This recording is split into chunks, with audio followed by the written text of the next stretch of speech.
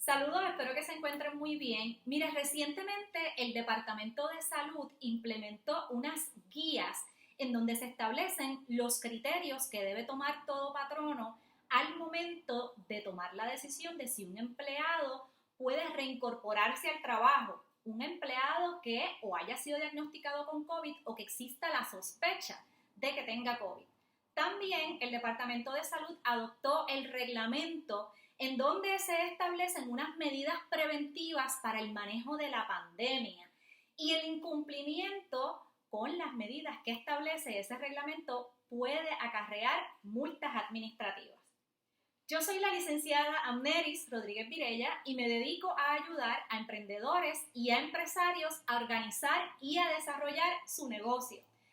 Mire, como les dije, hoy vamos a estar hablando sobre ese reglamento y sobre esas guías y cuál es el impacto patronal de ellas. Es bien importante que los patronos sepan cómo manejar los casos de pacientes positivos con sospechas o que hayan tenido contacto directo con una persona positiva a COVID, porque recuerden que conforme a OSHA, el patrono tiene la obligación de mantener un ambiente de trabajo seguro y saludable. Así que el patrono tiene la obligación de, una vez el empleado esté llegando al turno de trabajo, el patrono puede hacerle unas preguntas de cernimiento de si tiene síntomas, si estuvo expuesto, para saber si en ese momento es idóneo para retirar a ese empleado y que se hagan las pruebas pertinentes. Precisamente conforme a esa obligación que tiene patrono de garantizar un ambiente seguro y saludable para todos los empleados. Así que vamos a estar hablando sobre ese reglamento y esas guías y vamos a comenzar con las guías. Estas guías, una de ellas se implementó el 8 de agosto y otra el 19 de agosto.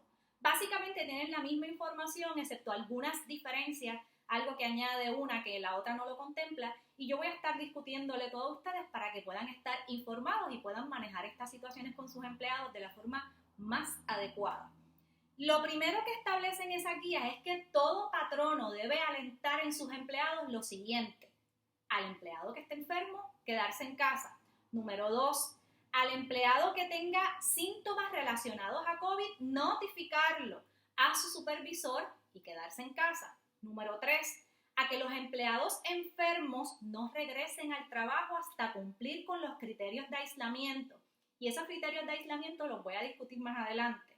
Número 4, el empleado que parezca tener síntomas o se enferme durante el día de trabajo debe notificarlo a su supervisor y ser apartado inmediatamente. Recuerden que patrono, como les dije, tiene esa obligación de hacer esas preguntas de cernimiento una vez el empleado llegue al turno de trabajo. Pero bien podría ocurrir que el empleado llegó, no tenía ningún síntoma, se le tomó la temperatura, tampoco había muestras de fiebre, pero durante la jornada de trabajo ese empleado comienza a sentirse mal, comienza a tener síntomas relacionados a COVID, pues entonces es deber de ese empleado notificarlo al supervisor para que entonces pueda apartarse de los empleados y tomar las medidas correspondientes. Y por último, el empleado que esté bien de salud, pero que convive con una persona que haya sido diagnosticada positivo con COVID, debe notificar a su supervisor y también mantenerse en cuarentena hasta cumplir con esos criterios de aislamiento. En el caso de empleados que o den señales, tengan síntomas o hayan sido diagnosticados con COVID, el patrono tiene la obligación de cumplimentar un formulario que dispuso el Departamento de Salud para estos casos. Yo les voy a incluir en la parte de comentarios el enlace del documento para que ustedes lo tengan en el caso de que tengan alguna de estas tres situaciones y tengan que cumplimentar este documento. Una vez cumplimentado este documento, el patrono tiene que notificar vía correo electrónico al Departamento de Salud el formulario y lo va a notificar al siguiente correo electrónico: covidpatronos@salud.pr.gov. Entonces, ¿cuándo puede terminar el aislamiento y ese empleado puede regresar al trabajo? Bien importante que el patrono sepa esto para poder tomar una decisión informada. Pues mire, las guías nos dividen esto en dos escenarios distintos. los pacientes positivos a COVID que presentaron síntomas y los pacientes positivos a COVID que no hayan presentado síntomas. Vamos con el primer caso, pacientes positivos, en este caso empleados que salieron positivos a COVID y que presentaron síntomas. Pues mire, ese empleado va a culminar el aislamiento y va a poder reintegrarse al trabajo una vez que hayan transcurrido 10 días de la aparición de los síntomas. En el caso de síntomas más severos, pues podría ser hasta 20 días. Eso lo puede determinar el médico. Número 2, que hayan pasado al menos 24 horas desde que el empleado dejó de tener fiebre sin haber utilizado medicamentos para eso. Y número 3, el empleado haya dejado de tener o haya mejorado otros síntomas como tos o dificultad para respirar.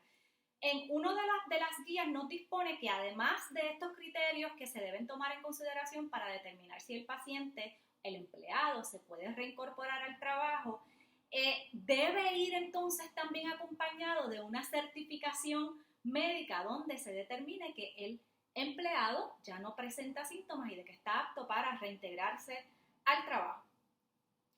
En el caso de los empleados que hayan tenido un resultado positivo a COVID, pero que no hayan presentado síntomas, esos empleados van a poder terminar ese aislamiento y reincorporarse al trabajo una vez hayan transcurrido 10 días desde la primera prueba molecular positiva.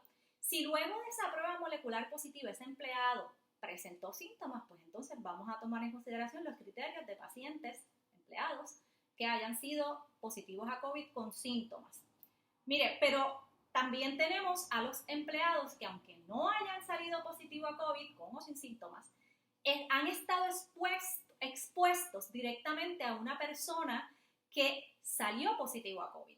Así que tenemos dos escenarios en las guías. El primer escenario es el empleado que tuvo contacto directo con una persona positivo a COVID.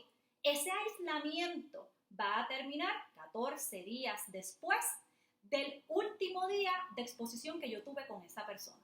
O sea, el último día que yo estuve expuesto a esa persona que dio positivo a COVID, a partir de ese día comenzamos a contar esos 14 días de aislamiento y entonces, luego que culminen esos 14 días, el empleado puede reincorporarse al trabajo. Pero en caso del empleado que tuvo contacto directo con una persona positivo a COVID, pero esa persona positiva a COVID es miembro del núcleo familiar de ese empleado, o sea, vive con ese empleado, pues ese aislamiento va a culminar, esos 14 días van a terminar después de que se levante el aislamiento de el familiar que salió positivo a COVID. Así que dependemos de que ese familiar con quien el empleado vive mejore y el médico le diga que ya el aislamiento terminó, pues entonces 14 días a partir de esa fecha, entonces el empleado puede reincorporarse al trabajo. Miren, según el CDC, las recomendaciones que ellos dan es que los patronos no deben exigir resultados positivos de la prueba de COVID o un certificado médico para determinar si el empleado es o elegible a alguna licencia o si el empleado ya está apto para reintegrarse al trabajo.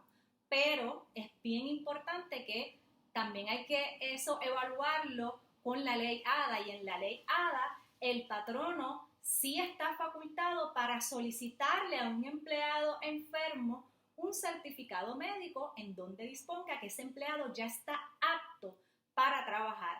Sabemos que los médicos tienen mucho trabajo, que a veces tal vez no puedan hacer de forma más rápida un certificado, pero definitivamente para la tranquilidad del patrón y para la seguridad de los otros compañeros de trabajo es importante sí requerirle a un empleado especialmente que haya dado positivo a COVID y que haya tenido síntomas, en la medida de lo posible, que le entregue al patrono un certificado médico de que ya está apto para reintegrarse al trabajo.